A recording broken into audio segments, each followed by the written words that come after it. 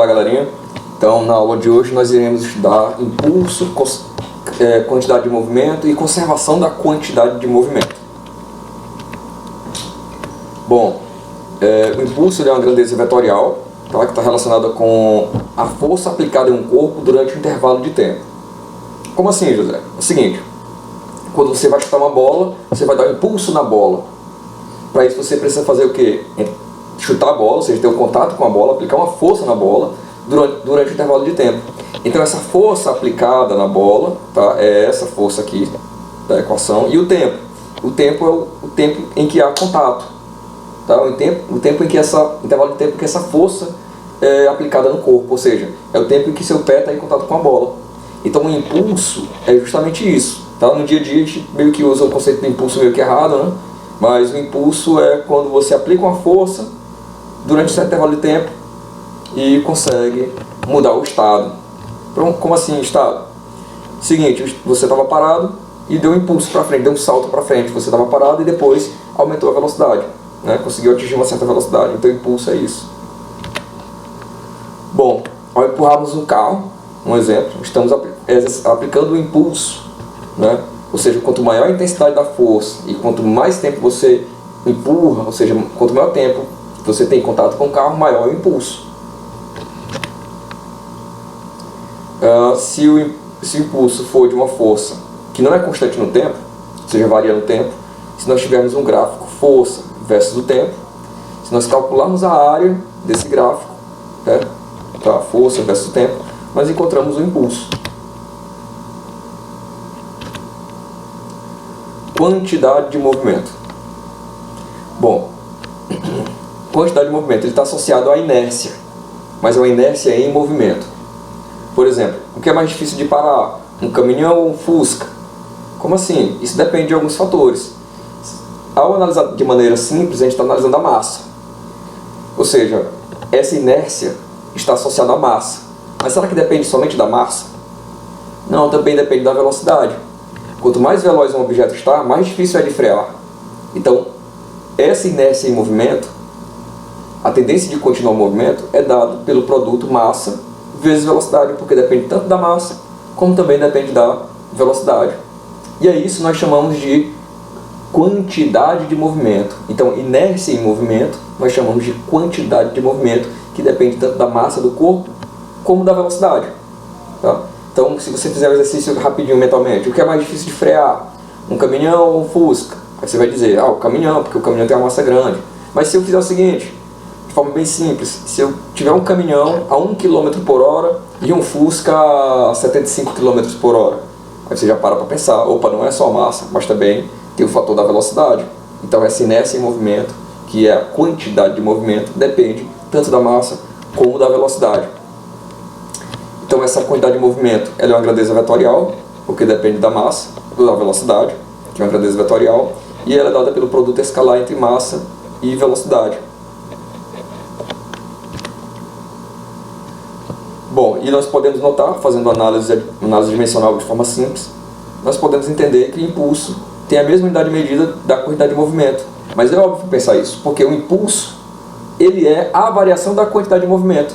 O impulso faz variar a quantidade de movimento. Você estava ali parado, aí deu um impulso, né? Você tinha uma quantidade de movimento no início, e agora tem outra quantidade de movimento ao aplicar o impulso. Então o impulso é a variação da quantidade de movimento, que é o que nós vamos ver agora no teorema do impulso.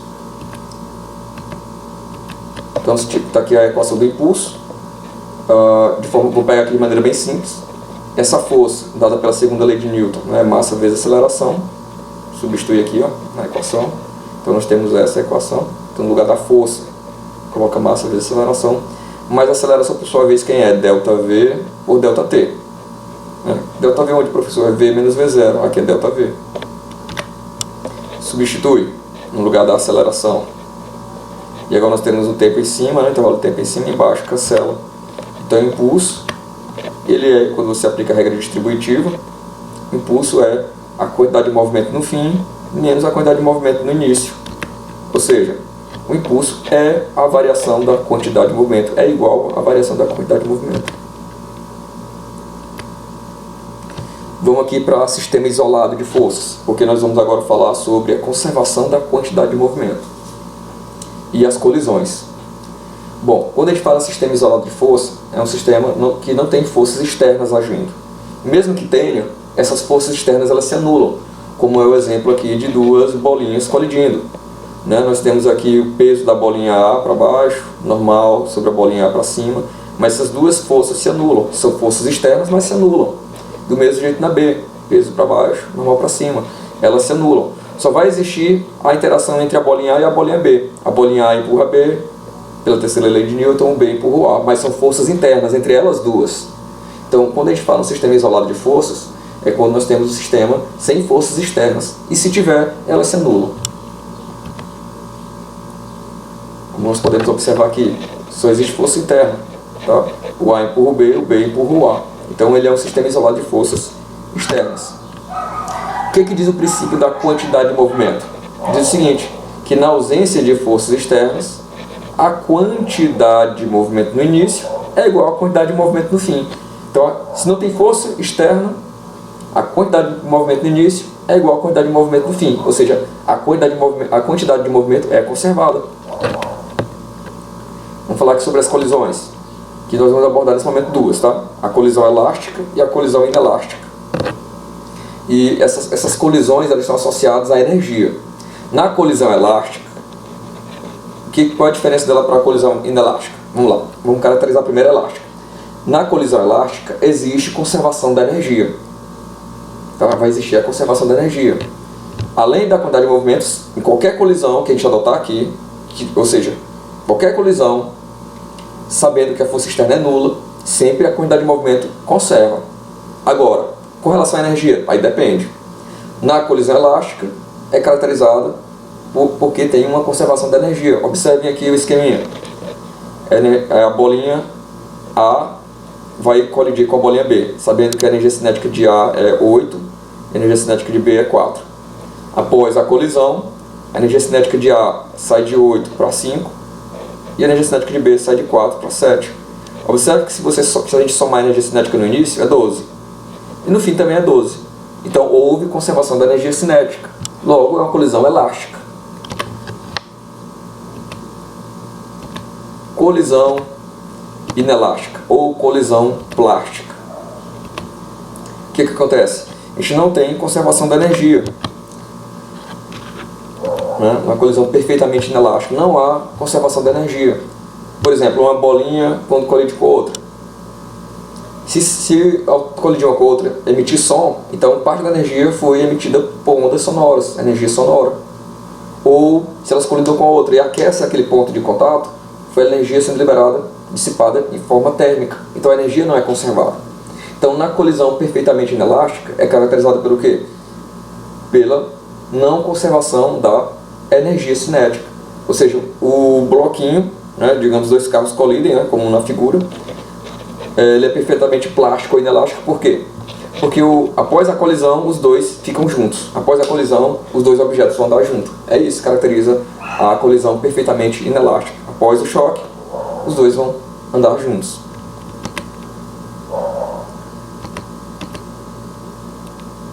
Revisãozinha aqui rápida. O impulso, ele é uma grandeza vetorial que está associado à força e o tempo de atuação dessa força. Então o tempo da equação, aquele tempo, é o tempo em que tem contato, em que a força está sendo aplicada entre os corpos. A quantidade de movimento ela é vetorial também e possui a mesma direção e sentido da velocidade. E o teorema impulso e quantidade de movimento diz o quê? Diz que o impulso é igual à variação da quantidade de movimento. Durante uma colisão, com forças externas nulas ou resultante nula, a quantidade de movimento é conservada. A quantidade de movimento pode permanecer constante, ainda que a energia mecânica varie. Por exemplo, no caso da colisão perfeitamente inelástica, né, na colisão inelástica, a energia mecânica ela não conserva, mas existe conservação da quantidade de movimento. E na colisão perfeitamente inelástica, os corpos, após a colisão, andam juntos. Vamos aqui fazer alguns exemplos do que nós vimos aqui teoricamente. Né?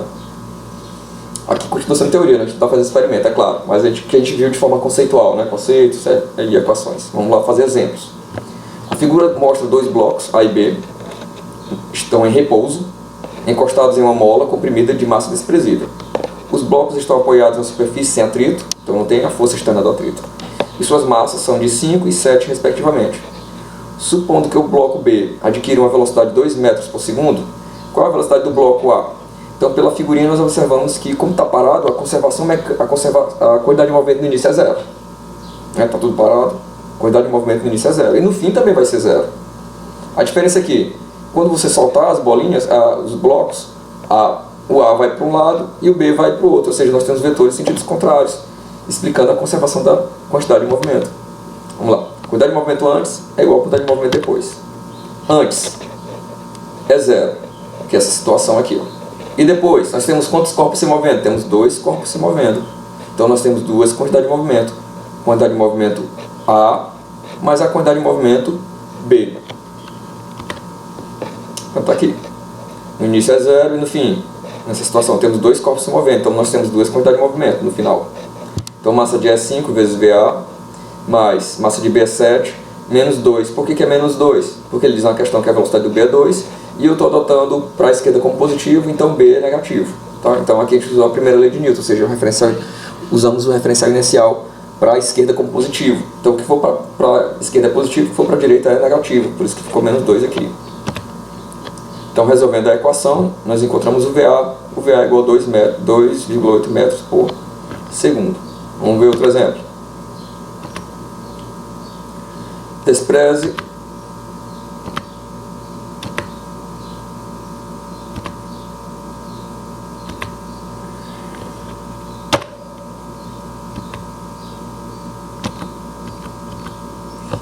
Vamos lá.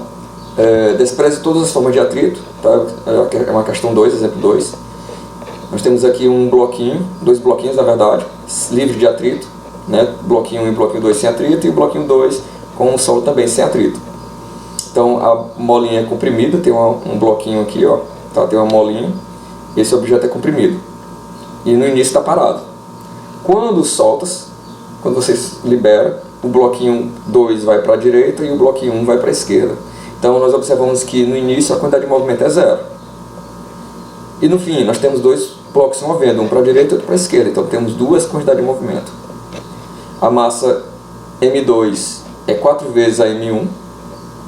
O corpo de massa M1 é lançado horizontalmente para a esquerda com a velocidade de 12 metros por segundo, então ele dá a velocidade do M1. Tendo em vista que o que foi apresentado, qual será a velocidade do bloco 2? Né? Então quer saber a velocidade desse conjuntinho aqui. Então no início é zero, no fim tem 2 corpos se movendo, um para a direita e outro para a esquerda. Vamos considerar para a esquerda como negativo dessa vez, tá? O referencial inicial vai ser esse. Para a esquerda, tudo que for para a esquerda é negativo. Então vamos lá, M1 vezes a velocidade V1, que é 12, no caso menos 12, mais o M2. O M2 é 4 vezes o M1. Está aqui, vezes V2. Cancela o M1, efetuando o cálculo. 12 dividido por 4 é igual a 3. Então o bloquinho 2 vai se mover com 3 metros por segundo.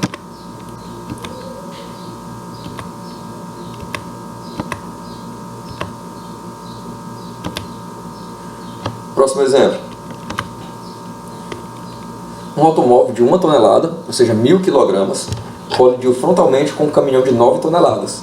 A velocidade do automóvel era de 80 km por hora para a direita e do caminhão 40 km por hora para a esquerda. Após a colisão, os 2 veículos permaneceram juntos. Ou seja, se eles após a colisão permaneceram juntos, então é uma colisão perfeitamente inelástica. Determine a velocidade do conjunto caminhão e automóvel após a colisão. 2. Responda se em módulo a força devido à colisão que atuou sobre o automóvel é menor ou igual àquela que atuou sobre o caminhão. Justifique sua resposta. São 2 perguntinhas. Vamos lá para a primeira. Como tem conservação da quantidade de movimento, porque não tem força externa, quantidade de movimento antes é igual a quantidade de movimento depois. Vamos lá. Como as unidades aqui são as mesmas, tonelada, quilômetro por hora e quilômetro por hora, não precisa mudar as unidades, tá? Já que elas vão se cancelar. Então vamos lá. Antes eu tinha um automóvel para a direita e outro para a esquerda. O que for para a esquerda, a gente vai considerar como negativo, tá? O que for para a direita é positivo. Então vamos lá. Antes nós temos 2 corpos. Então a quantidade de movimento 1 mais quantidade de movimento 2 é igual a no final, como vai ter um corpo só, porque vão ficar juntos, a gente considera um corpo só e são as massas. Por isso coloquei aqui no final é 1 mais 9, que é 1 tonelada mais 9. Os dois, tanto o caminhão como o carro agora estão juntos, vezes a velocidade. Então vamos lá. Massa do carro, 1 tonelada, vezes a sua velocidade, que é 80, mais a massa do caminhão, que é 9 toneladas, vezes menos 40, porque como é para a esquerda, né? Negativo.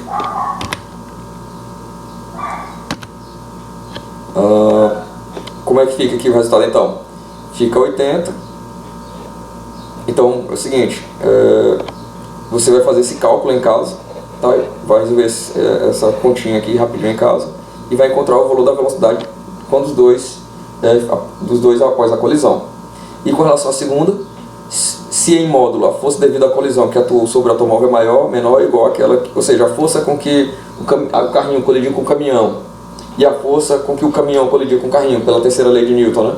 A gente observa então que a força de interação entre os dois, mesmo tendo 1 tonelada e outro 9 toneladas, 1 tonelada e outro 9 toneladas, a força entre eles é igual. A força com que o carrinho empurra o caminhão é a mesma força com que o caminhão empurra o carrinho, pela terceira lei de Newton, ação e reação.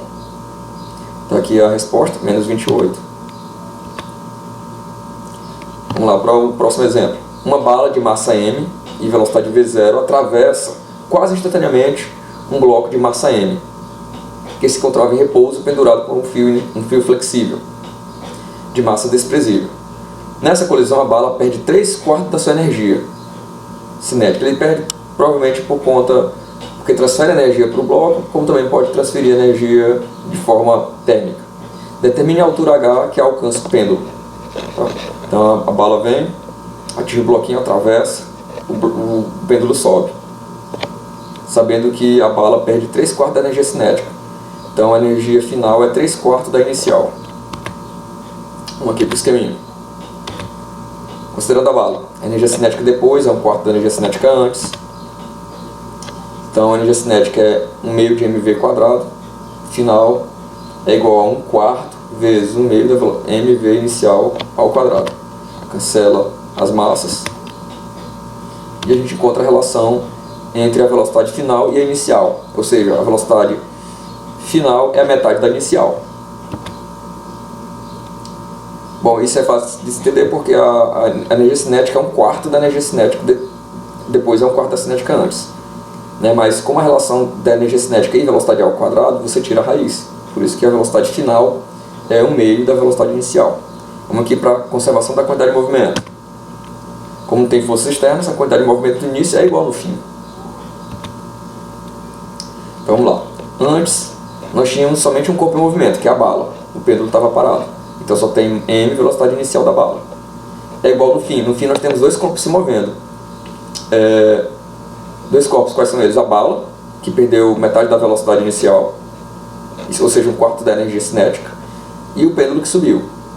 E ele perde a altura máxima que o bloco atingiu.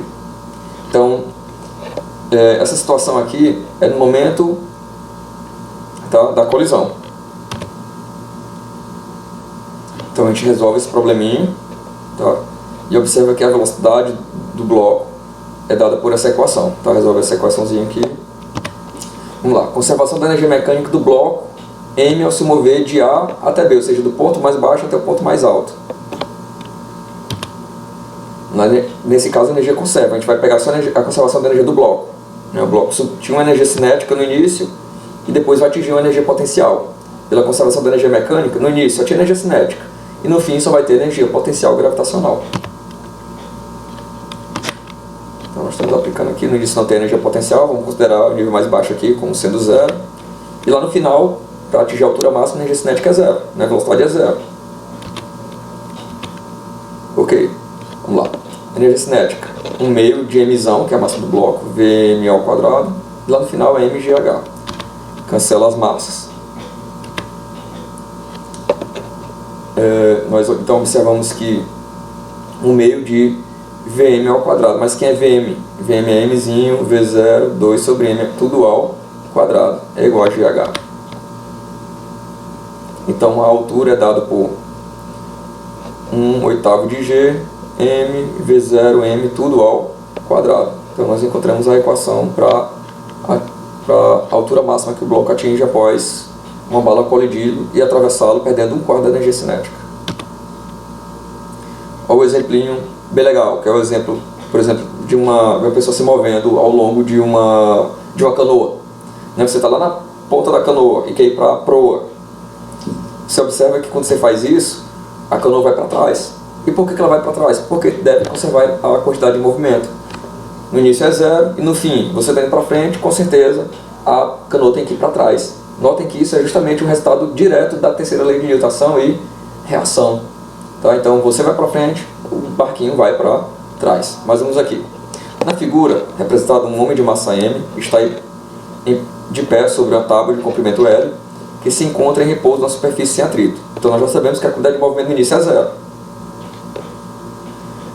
Que distância percorreu a tábua em relação ao solo? O homem caminha de um extremo ao outro da tábua.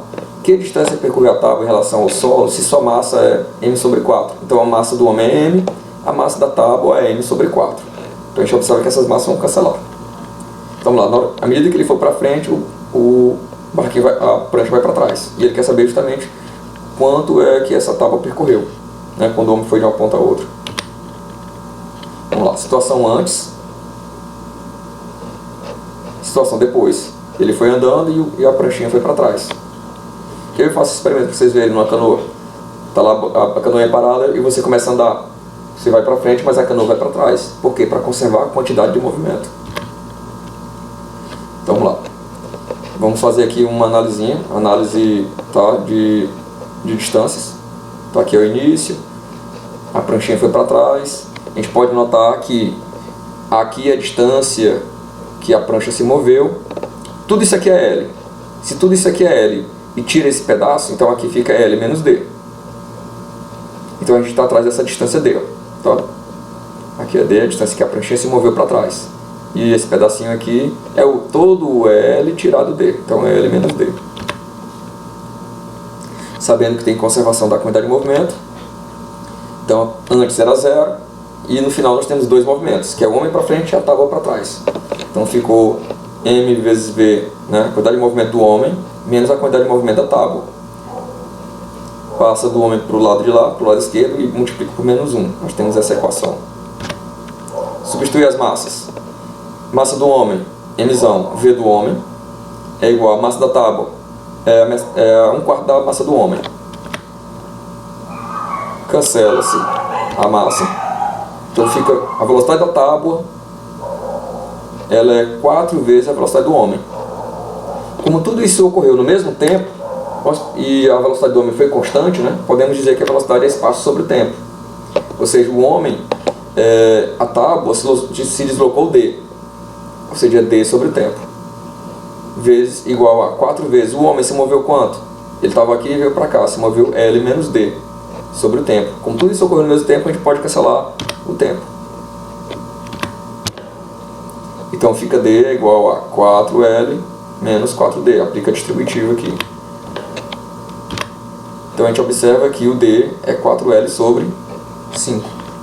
Então não espere que ao andar na canoa, a canoa fica paradinha e você vai para frente. Não, ela vai para trás por conta da conservação da quantidade de movimento. É claro que tem um atritozinho ali, né, entre a água e a canoa, mas a gente pode usar como exemplo, tá? Bom, questão 3, né, o último exemplo. No esquema a seguir, nós temos a massa 1 e a massa 2, um com 1 kg e outro com 2 kg. Não há atrito entre os corpos e o plano, então vai existir conservação da quantidade de movimento. A mola tem massa desprezível. Estando a mola comprimida entre os blocos, o sistema é abandonado do repouso. A quantidade de movimento no início é 0. A mola distende-se e cai por não estar presa a nenhum deles. O corpo B adquire a velocidade para a direita. Calma aí.